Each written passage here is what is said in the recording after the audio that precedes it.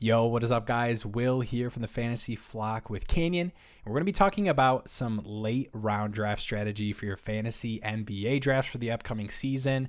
Just overall draft strategy. I want to put it out there before we get into the specific late round strategy guide. You want to understand your scoring format. Obviously, points versus category. That's obvious. But, even for points leagues, different sites have different scoring. So we'll be talking more about points in this video. So for those points leagues, just check your rules. Make sure you know exactly what points, how they're being scored. A lot of the sites are pretty similar, but it's still important because those things can be little tiebreakers between players. Yep, and right along with that, check your site rankings. So whatever site you're drafting on, make sure you see where they're ranked. Some sites have some really strange rankings. Some sites have some more fair site rankings. And they don't adjust very quickly, right? So just a few days ago, LaMelo had that grade 2 ankle sprain. He's going to miss the start of the season. He's still 4th overall on ESPN. So if they're not adjusting that very quickly, they're not going to adjust late round risers very quickly either with strong, preseason showings. So make sure you're on top of your site rankings. Give it a quick overview because they seem to be pretty late to the game for some sites. So make sure to keep an eye out for that. Definitely. And just late rounds in general, you're really looking to draft upside. Obviously your earlier rounds, you've got the higher usage guys. So in late rounds, I'm really looking for upside guys who can vastly outperform the ADP and become, more values where they're being drafted. And so I'm looking more towards year 2, year 3 breakouts. Those phrases, year 2 and year 3 breakouts, are popular. Not just because it's a cute saying to say, but it's way more common that players have breakouts in that year 2 heading into year 3 than guys who have been in the league for 9, 10, 11 years. Those guys, even in new situations for the most part, we've seen what they're going to be in the NBA. And most of the time their trajectory is heading down, while year 2, year 3 young guys, it's just natural. They have higher chances of raising their draft stock drastically, in the upcoming season. So if you're looking in late rounds, I really lean towards the uncertainty of younger players who can have a breakout and kind of come into their own in their NBA careers and vastly outperform where their expectations are. Yeah, and some other big factors are the situations that these guys are in these late rounds. So first of all, you got new situations. So guys like, Donovan Mitchell and DeJounte Murray are obviously going to be earlier in rounds, but guys like that, they're in a new team and have potential to really pop off in their new role. Maybe more like a Jalen Smith, who's new to the Pacers. Yes, he was there a little bit last year.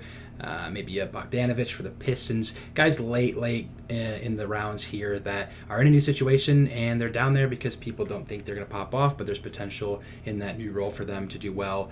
On top of this, also an unknown situation. So maybe people that have left their team, like the Spurs guys or the Jazz guys. Again, you got the Trey Jones, the Pirtles, the Sohans, you got the Sextons, the Olynyk's, the Markkanens, all these Jazz guys, Spurs guys that are left behind with a lot of usage there. We saw this with Garland and the Sexton departure, well, not departure, but injury.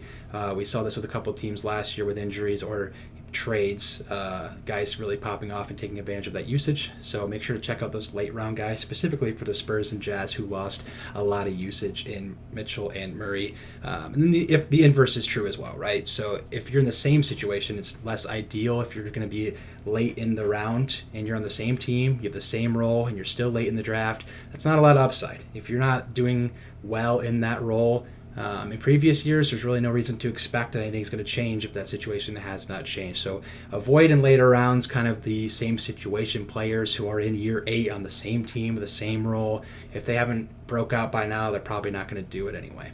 Definitely. And rookies, those are other guys who have a ton of upside just naturally, right? They're the most unknown in the NBA because we haven't seen them in the NBA, just preseason, summer league for a lot of these guys.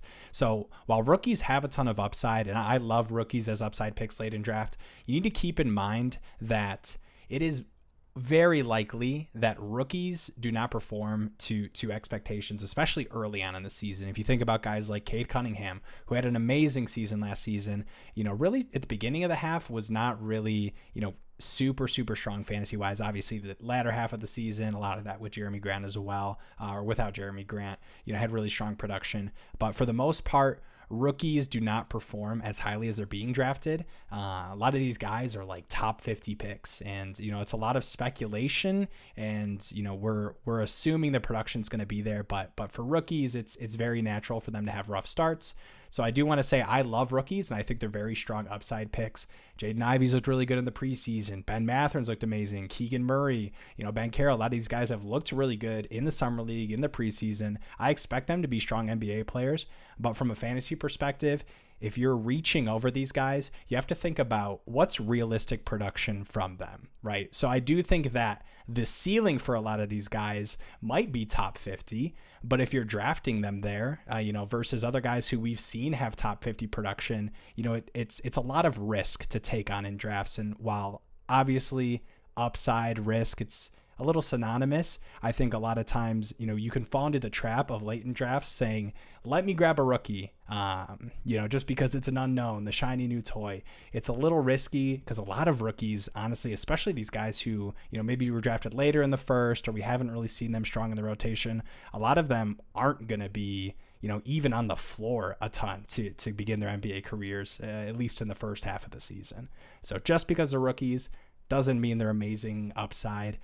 You just want to be cautious with the risk, but still a lot of strong rookies. So I definitely like a lot of them who are moving up draft boards. Yeah, for sure.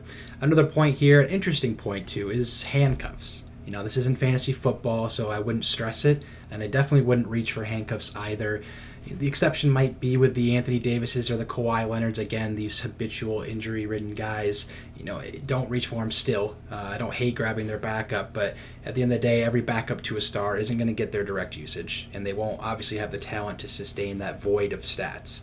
So if someone's going to go down just because, for example, if John Morant goes down, and Tyus Jones steps in. He's a good guard, but he's not going to assume all that usage and put up the same stats, obviously, as John Morant will.